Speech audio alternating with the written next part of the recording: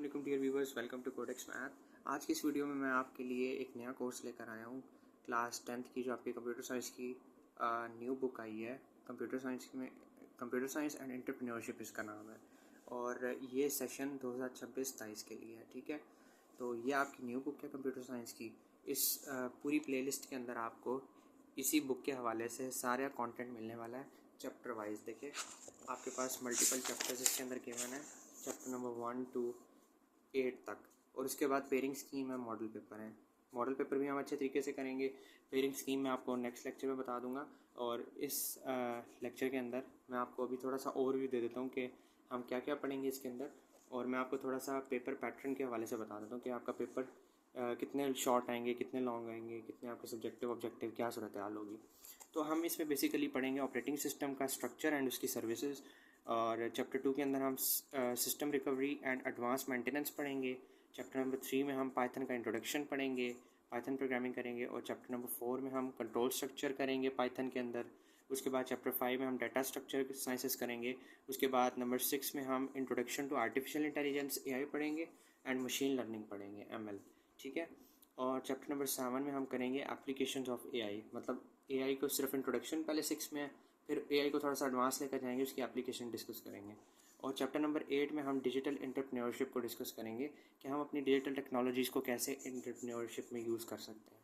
ठीक है, तो ये ओवरऑल हमारी बुक का मैंने थोड़ा सा रिव्यू दे दिया कि हम क्या क्या इस प्लेलिस्ट के अंदर हम पढ़ने वाले हैं। चैप्टर जितने भी हैं आपके 1 to 8 तरतीब से इस प्लेलिस्ट पे आपको मिल जाएंगे, आप सारे चेक कर सकते हैं। तो आइए अब थोड़ा सा पेपर पैटर्न के हवाले से डिस्कस करते हैं। तो देखिए, पंजाब बोर्ड के हवाले से अगर मैं बताऊं कि ग्रेड 10th के बारे में, चाहे आप पब्लिकली किसी पब्लिक इंस्टीट्यूट में पढ़ रहे हैं, किसी प्राइवेट में पढ़ रहे हैं, तो वो भी आप पर ही डिपेंड करता है। मतलब आप किसी गवर्नमेंट इंस्टीट्यूट में है, किसी प्राइवेट में है, तो उन दोनों के लिए सेम पैटर्न होगा ये वाला। ठीक है, तो देखें पार्ट नंबर 1 के अंदर क्या है। पार्ट नंबर 1 में आपका ऑब्जेक्टिव होगा। ऑब्जेक्टिव के लिए आपको टोटल टाइम दिया जाएगा 15 मिनट्स। आपके टोटल 15 मिनट्स दिए जाएंगे आपको। ठीक है, आपने इसके अंदर इसको वाइंड अप करना होगा। और आपके ऑब्जेक्टिव के अंदर MCQs होंगे, और MCQs कितने होंगे? एक MCQs होगा 1 नंबर का। ठीक है, इसलिए 1 को ज़रब दिया 10 के साथ, टोटल 10 MCQs होंगे। टोटल 10 MCQs हैं और 1 नंबर का 1 है, तो टोटल इस तरह से आपके 10 मार्क्स यहाँ पर हो जाएंगे। ठीक है, अगर मैं पार्ट नंबर 2 की बात करूँ, इसके अंदर आपका सब्जेक्टिव आता है और सब्जेक्टिव का शॉर्ट आता है, शॉर्ट क्वेश्चन। और अगर मैं ओवरऑल बात करूँ पार्ट नंबर 2 और 3 को मिलाकर, तो इसका आपका टोटल टाइम दिया जाएगा 1 और 45 मिनट्स। इस तरीके से आपका फिर ये 2 घंटे का पेपर होगा। ठीक है, तो देखें क्वेश्चन नंबर 2 में आपको दिए जाएंगे, टोटल जो क्वेश्चंस दिए जाएंगे वो होंगे 6। और आपने कितने अटैम्प्ट करने होंगे?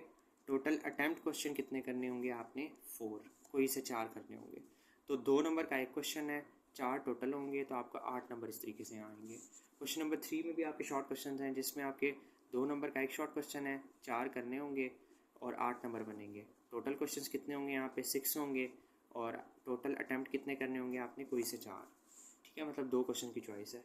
Same as it is question number 4 में भी है। टोटल क्वेश्चन आपके पास होंगे 6 और आपने टोटल अटैम्प्ट कितने करने होंगे? कोई से 4। तो ये 2 क्रॉस 4 आपके 8 बन जाएंगे। सो इस तरीके से देखें, आपके 8, 8 और 8 ये आपके बन जाते हैं 8 3s are 24। तो ये आपके 24 मार्क्स बन जाते हैं यहाँ पर।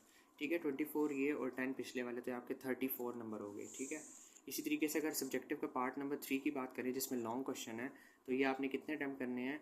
आपने कोई से 2 अटैम्प्ट करने हैं। अटैम्प्ट एनी 2, कोई से 2 अटैम्प्ट करेंगे आप। ठीक है, 2 का मतलब ये होगा कि आपके पास 3 गिवन होंगे, एक की चॉइस होगी। क्वेश्चन नंबर 5 भी लॉन्ग होगा, क्वेश्चन नंबर 6 भी, क्वेश्चन नंबर 7 भी। इनमें से आपने कोई से 2 करने होंगे और 8 नंबर का एक क्वेश्चन होगा। तो 2 × 8 = 16। तो ये मतलब क्या बन जाएगा? 2 8 = 16। इस तरीके से आपके पूरे 50 हो जाएंगे। देखें, 10 नंबर आपके हो गए ऑब्जेक्टिव के, उसके बाद 24 हो गया आपके शॉर्ट क्वेश्चन वाले पोर्शन के, और उसके बाद जो आपका पोर्शन नंबर 3 था वो 16 मार्क्स का वो हो जाएगा। तो इस तरीके से आपके पूरे 50 मार्क्स बन जाएंगे। ठीक है, तो नेक्स्ट वीडियो से इंशाल्लाह ताला हम चैप्टर नंबर 1 को डिस्कस करते हैं, जो ऑपरेटिंग सिस्टम के हवाले से है।